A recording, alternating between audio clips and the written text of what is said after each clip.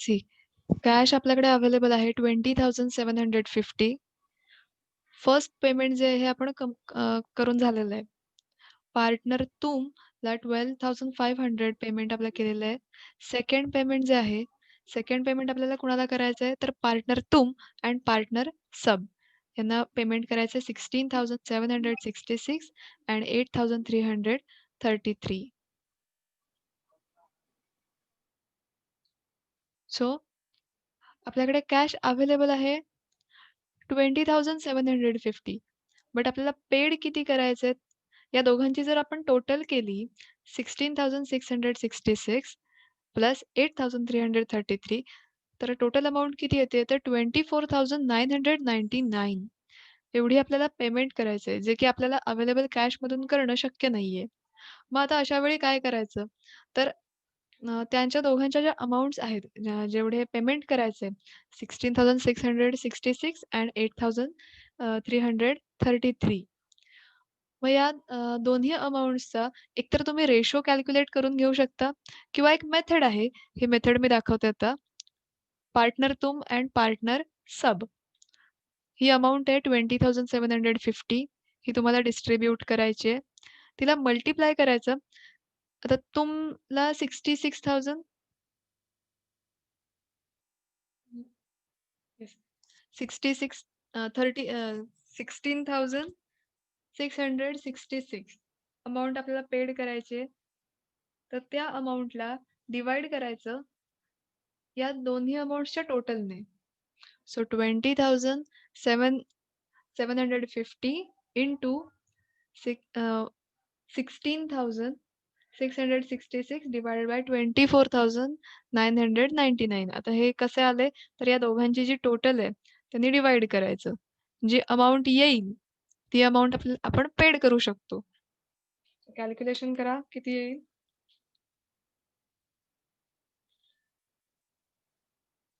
इथे अमाउंट येणार आहे 13,833. ते ट्रान्झॅक्शन लक्षात घ्या. आपल्याकडे अवेलेबल कॅश इथे 20,750 आहे. जे आपल्याला तुम अँड सब या 2 पार्टनर्सना पेमेंट करायचंय. बिकॉज फर्स्ट पेमेंट जे आहे हे आपलं झालेलं आहे. सेकंड पेमेंट या दोघांना करायचंय. पण या पेमेंटची जर आपण टोटल अमाउंट बघितली तर 24,999 पेड करावे लागणार आहेत. जे की आपल्या कॅश अवेलेबल जेवढी आहे त्यातून आपण पेड नाही करू शकत. कॅश अवेलेबल किती आहे तर 20,750 रुपीज कॅश आहे. मग अशा वेळेला या अमाउंट मधल्या ही अमाउंट जी आहे ही दोघांमध्ये कशी डिस्ट्रिब्यूट करायची? तर ही मेथड आहे की त्याचा जो शेअर आहे, आता तुमचा जो शेअर आहे, त्याला जे पेमेंट आहे 16,000 666 तर ती अमाउंट जी आहे ही मल्टिप्लाय करायचं आणि डिव्हाईड करायचं या दोघांच्या टोटलने. सो या 20,750 मधली 13,833 जी अमाउंट आहे, ही तुमला पेड केली जाणार आहे अँड सबसाठी ही जी अवेलेबल कॅश आहे, त्याने मल्टिप्लाय करायचं आहे. त्याचं जे पेमेंट आहे 8,333 डिव्हायडेड बाय या दोघांची जी टोटल आहे, या दोघांची टोटल 24,999 त्यांनी डिव्हाईड करायचंय. जे आन्सर येईल तेवढे आपण अमाउंट पेड करणार आहोत.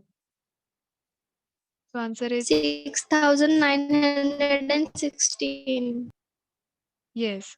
बट आपण इथे राउंडिंग ऑफ करून अमाउंट घेतोय. That is why 6,917. ओके. या दोघांचीही टोटल केल्यावर ही जी अवेलेबल कॅश आहे, ही आली पाहिजे. आता टोटल करून बघा.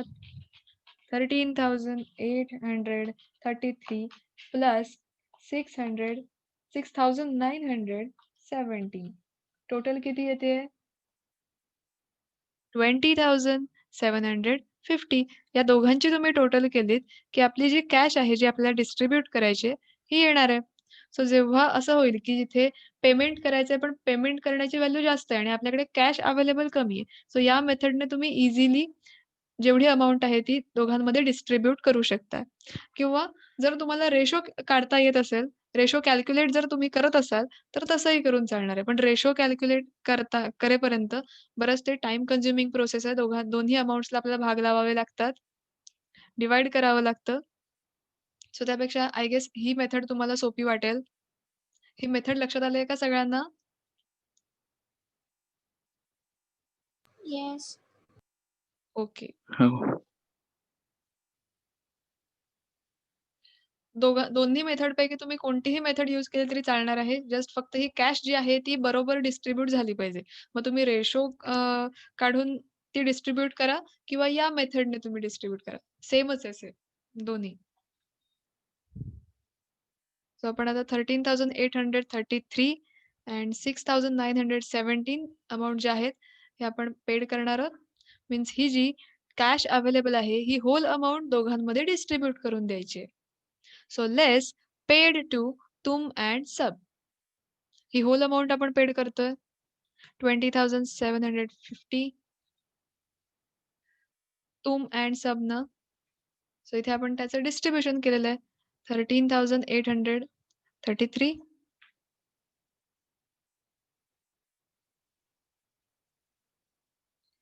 and for sub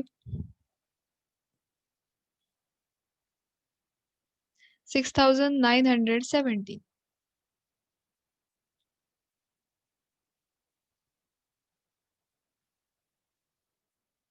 सी आता इथे बॅलन्स नील झालेला आहे. जेवढी कॅश होती ती सगळी आपण यूज केलं लायबिलिटी पेड करण्यासाठी. सो बॅलन्स नील हे ॲज इट इज 65,000 मध्ये काहीच चेंज नाहीये. So as it is amount आपण कॅरी फॉरवर्ड करणार आहोत. 60,000 मायनस 13,833. सो आपल्याकडे लायबिलिटी किती रिमेनिंग राहिली? तर 46,167. 60,000 मधून हे जे 13,833 रुपीज आहेत हे लेस करायचे. आपण इथे लेसचं ट्रान्झॅक्शन घेतलंय की इथे सगळ्या अमाउंट ज्या आहेत ह्या लेस करतो. 30,000 मधून सुद्धा 6,917 जी अमाउंट आहे ही आपल्याला लेस करायची आहे. लायबिलिटी किती उरली? 23,083.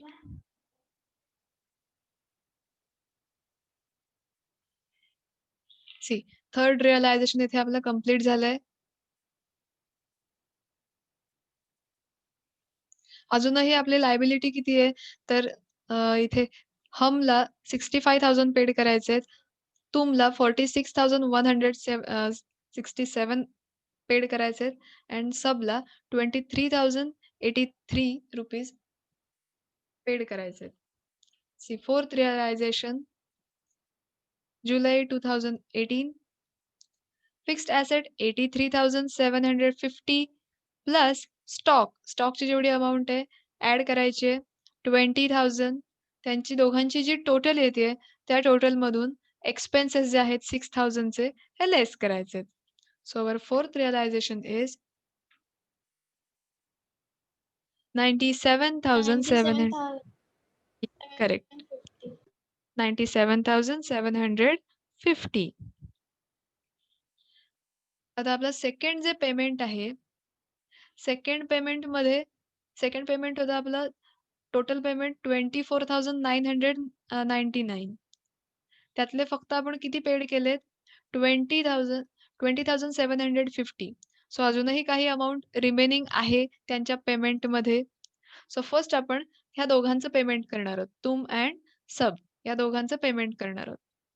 सी त्यांचं पेमेंट किती करायचं होतं? तर 16,666 अँड 8,333. टोटल पेमेंट होतं 24,999. मग या 24,999 मधून आपण पेमेंट कितीचं केलंय? तर 20,750 हे आपण पेड केलेत. मग आता रिमेनिंग आपली लायबिलिटी किती राहिली? कॅल्क्युलेट करा. 24,999 minus 20,750.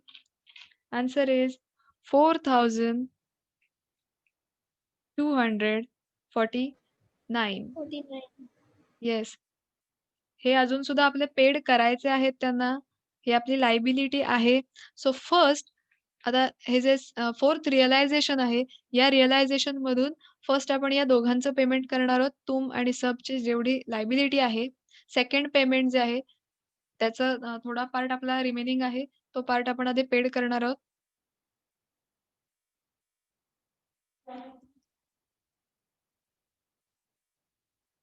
आता ही अमाउंट आपली एवढी पेड करायची आहे.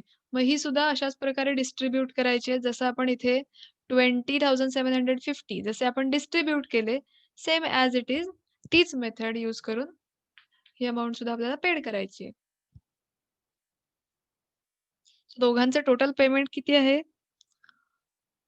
4,200 4,249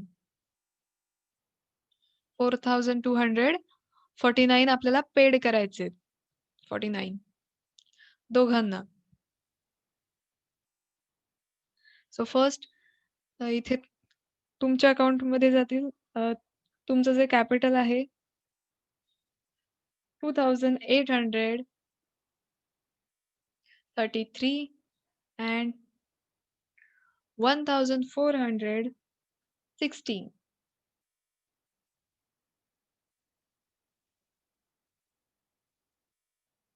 जसं आपण हे वर्किंग नोट केली, तशीच आपण ही सुद्धा करायची आहे.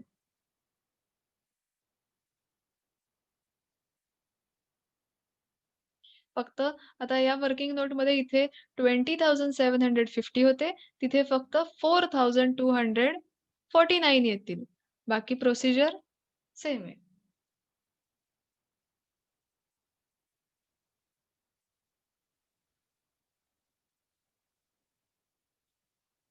सो 97,750 मधून आपल्याला लेस केलेत आपण. लेस पेड टू तुम and sub 4,249. So available cash is यातून अवेलेबल किती होते? 93,501.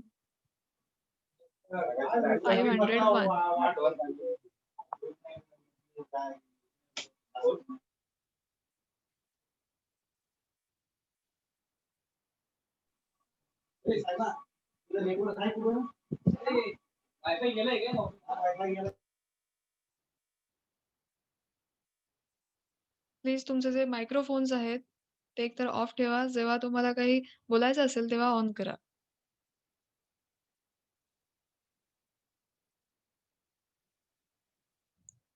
जे अवेलेबल बॅलन्सेस आहेत ते आपण रेकॉर्ड करून घेऊया.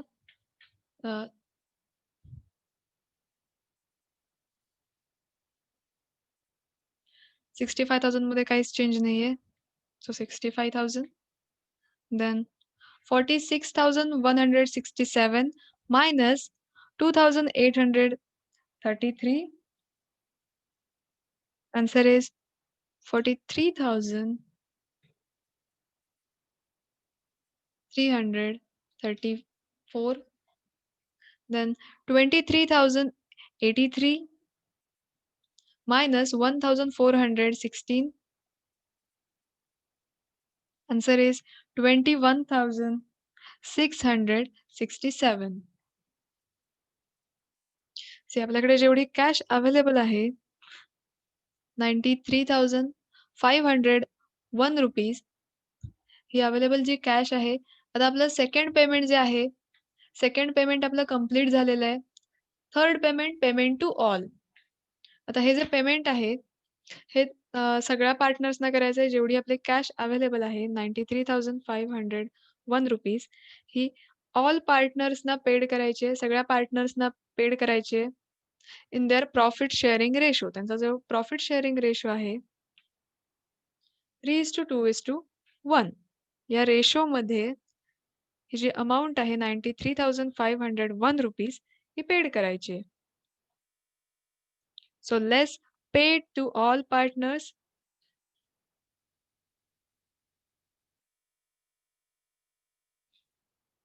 सो फर्स्ट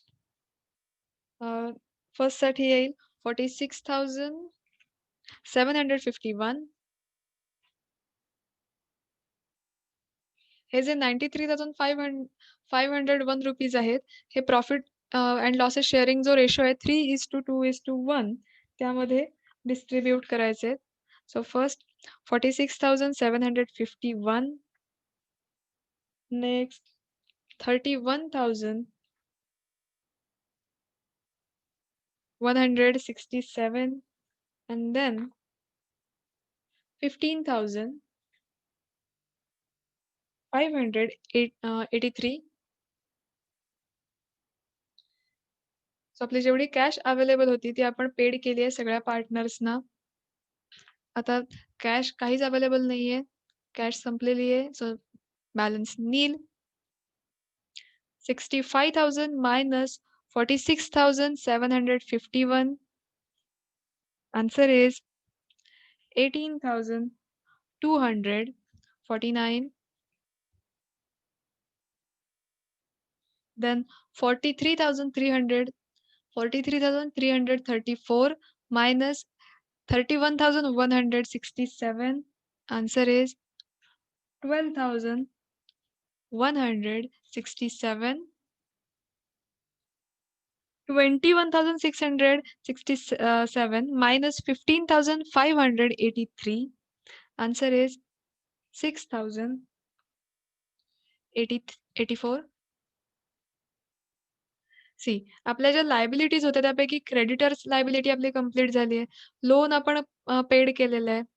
कॅपिटलचे जे बॅलन्सेस आहेत, कॅपिटल हम जो पार्टनर आहे, त्याचं कॅपिटल जे होतं, ते आपण ती लायबिलिटी आपण कंप्लीट करू शकलो नाही. देन तुम पार्टनर जो आहे, त्याची सुद्धा इथे लायबिलिटी आहे अजून अँड जो सब पार्टनर आहेत, जे तिन्हीही पार्टनर्स आहेत, त्यांचे आपण ही लायबिलिटी जी आहे, ही कंप्लीट करू शकलो नाही आहोत. पेड आपल्याला करता आली नाहीये.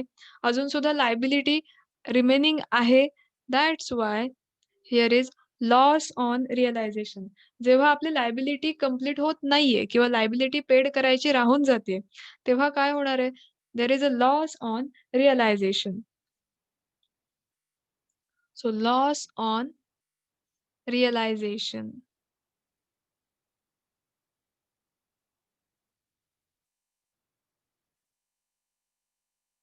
सो इथे आपल्याला लॉस झालेला आहे.